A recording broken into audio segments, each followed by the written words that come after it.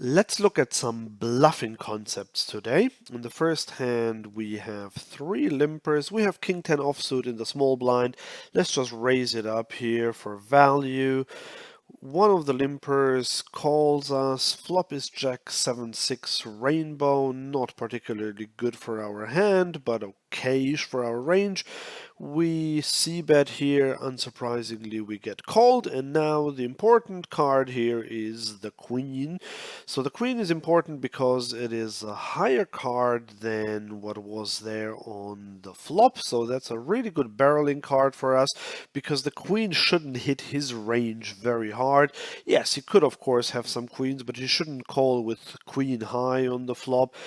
So unless he has queen jack or something like queen 7, queen 6 suited, the queen won't have helped him, and even a hand like jack 10, jack 9 or so might find a fold now if we go big. Same applies to 8-7, 8-6, 5-6, something like that. So I go 55 into 68 and he lets go very quickly.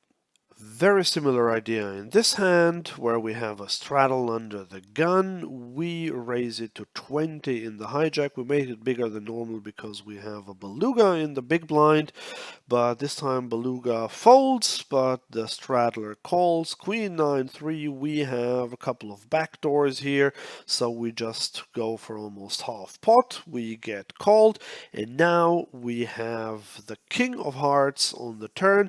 It improves our hand in the sense that now we also have a gut shot plus the ace as an overcard, but this card really hits our range much better than his.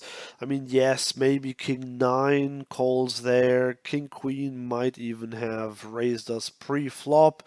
So yeah, and especially recreational players put you on ace king all the time. So if we barrel here and I make it 70 into 83, we got a very quick fold in this case.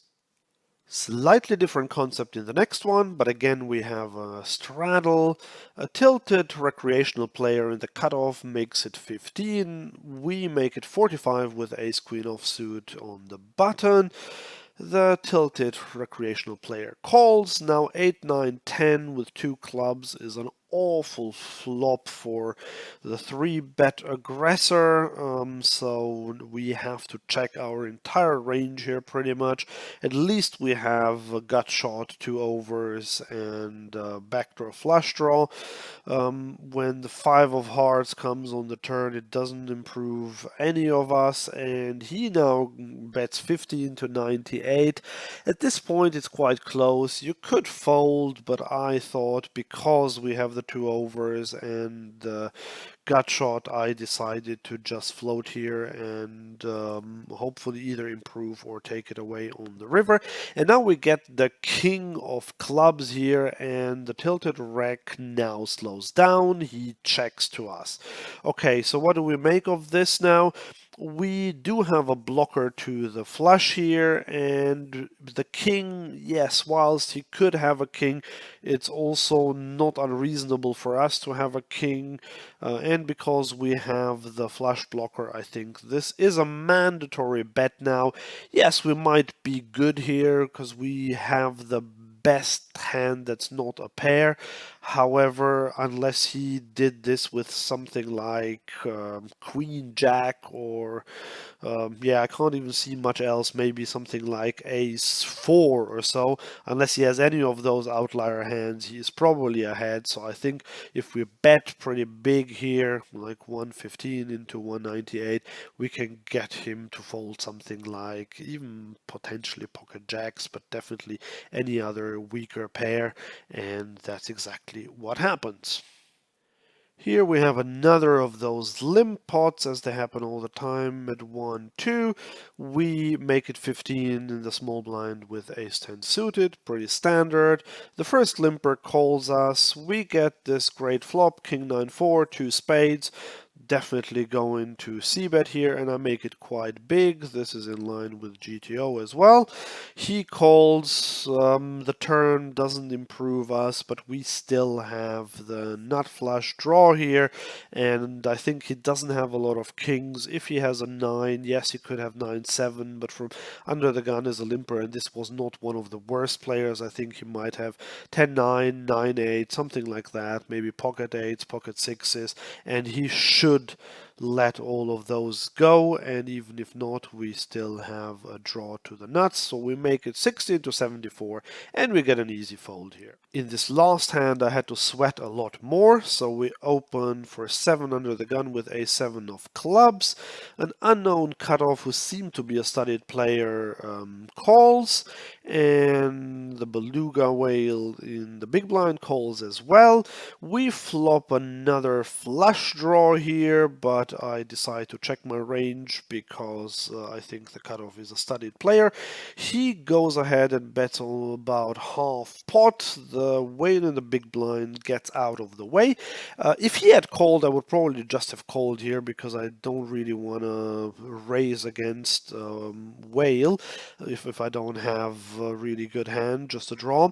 But in this case, I think because I checked my entire range initially, I can go for a raise here. I go for 45, and the cutoff thinks for a while, and then he calls. Now there is the 6 of spade, a complete blank. This, I mean, yes, 7-9 gets there now, but neither do we have 7-9, nor should cutoff have 7-9, but it improves our hand insofar that we now have a gut shot to go with our nut flush draw.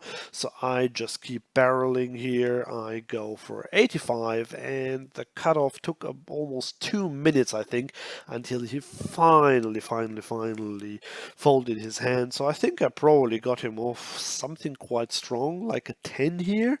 I don't think 2 pair or a set, obviously, but yeah, maybe top pair or even something like jacks he could let go, because he didn't know me either, so I could have been some recreational player who wouldn't do this as a bluff. And if you ask what I would have done on the river, well, obviously if we hit a club, I would have bet maybe something like half pot to get a crying call from something like a set maybe, or 2 pair or top pair.